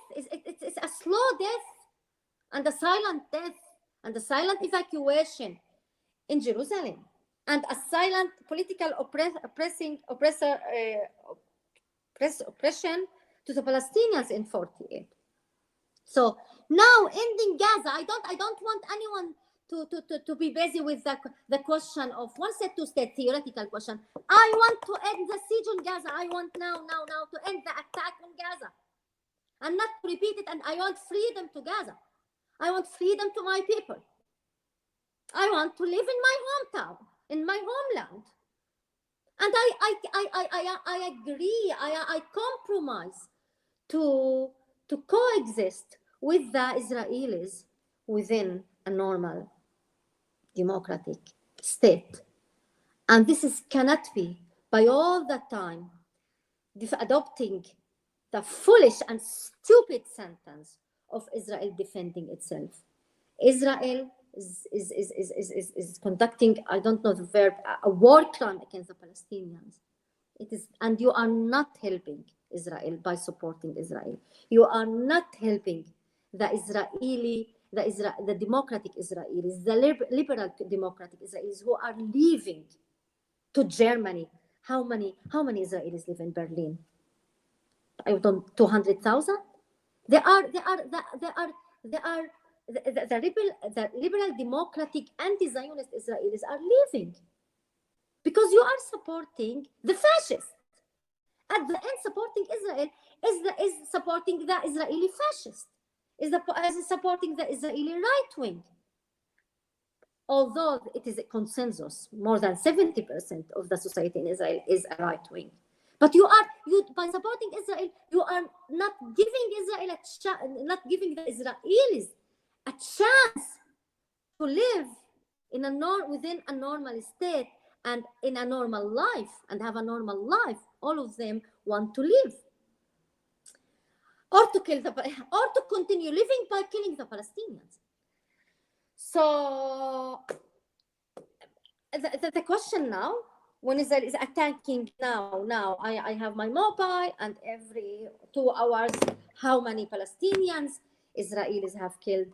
Now, emergency to stop the attack, now to stop expelling the Palestinians in Sheikh Jarrah, to stop Judaizing and expelling the Palestinians in Jerusalem. The Palestinians doesn't want now to answer. The Palestinians themselves don't care to answer the question of 2 states, 1 state, just because they are under attack. The one who is under attack and is losing his life doesn't care in which regime he wants to live. He wants you to support him to continue living, to stop the attack, to stop the oppression, to stop the siege, to stop expelling him from his houses. Haneen, I think that would be a really good place to stop, if that's okay, just because of time. But thank you so much for everything you've just said. I don't think I can follow that with anything apart from the fact that you're just completely right. But thank you so much for taking the time, and so much time to speak to us tonight, from Nazareth, and from telling us so much about what's going on. And we really appreciate it. And I know everybody who's been watching has been really appreciative of everything you've said and the time you've taken to speak to us, and just, and being here with us when obviously all of this is going on. As you just so rightly pointed out, there's people literally dying this minute. And so thank you again so much for being here. And I mean, thank you to all our speakers. Sorry, I think I interrupted you. No, I said thank you. That's it. Oh. No, well, we really thank you. And also thank you to Christina. Thank you to Susan, who unfortunately already had to leave the call. Thank you all for being here tonight. We really appreciate you taking the time to see us for this really important discussion. Phil's going to say a couple of announcements about what the things that we're planning. I have just one little announcement for those who are in Berlin. If you're watching, and if you've always wanted to become more active, or if you are interested in becoming active, if you're trying to re-engage or meet people, we'll be starting a monthly Küpa, a Küche für alle, in Bilgisarei in Kreuzberg. On the first one is going to be on the 4th of June. Everybody's invited. It's going to be an event where you can come and eat together and meet new people, to talk and connect. We're trying to kind of bring together a community of activist people who want to kind of get involved in what's going on in Berlin, not just on Palestine, anything that's on. We deal with a lot of issues within our group, and of course, everybody is very welcome. So that will be on the website and all our social media as well. And then Phil has some final announcements, and I think that'll be it from us for tonight. Thanks, Hannah. Thanks, everyone, again. Just a couple of announcements to the many people who are asking, well, what we can do. Just before, maybe to put it in context, last Saturday we had what I think was the biggest ever Palestine solidarity demonstration in Germany. It's certainly the biggest in the 25 years I've been living here. 15,000 people. That was largely organised by Palestinian, which is an organisation of young Palestinians, and they are planning all sorts of activities. We can expect an open letter from them to the German government in the next couple of days, and I would advise everybody to watch out for what they're doing. We are doing a meeting together with Palestinian and the Jüdische Stimme, which is going to be on Saturday, the 5th of June in Neukölln. Now, here's an interesting thing. The meeting's called Cancel Palestine. It's in German because we don't just want to talk to English. We actually want to take the argument to the German people here and get German people involved. And so we're organising this meeting in German with the title Cancel Palestine, about how Palestinian events have been booked. It was formally registered as part of the Programme Offenes Neukölln. The Programme Offenes Neukölln came out on Saturday, and our meeting is absent from it. The meeting will carry going on whether or not it's carried in the programme or not, but we think that's kind of symptomatic of the way Palestine discussion is carried out here. We're going to do that. We've been invited by Die Linke Neukölln to do a specific meeting on Die Linke and Palestine, and if anyone else is interested in organising meetings and would like international speakers, either from Palestine or on Israel or from us, then we'd be pleased to help. We're also planning a meeting later in June together with Colombian activists about what's happening there. We've got all sorts of things. The best way to get in touch with us is we work together with the leftberlin.com website, which does a weekly newsletter which goes out every Saturday, and you can find out more about all the activities which we've talked about there. I think enough people have spoken for today, but there are one very, very last thing. There may well soon be an initiative from non-Germans to call on the German left to finally take a position on Palestine. If you want to know more about this initiative, please get in touch with us, and that's also something to expect in the coming week or so. Thank you, everybody, for attending. We said the next meeting like this will either be the one on the 5th or the one in Colombia later in June. Would like to see as many people there as possible. And now it will be in a long Zoom meeting, but I think it's been very worthwhile. So you can go now to rest a little bit. And particular thanks to the speakers. Susan is not here anymore, and Christine and Haneen, who has still stayed to the bitter end. Thank you, everyone. Oh,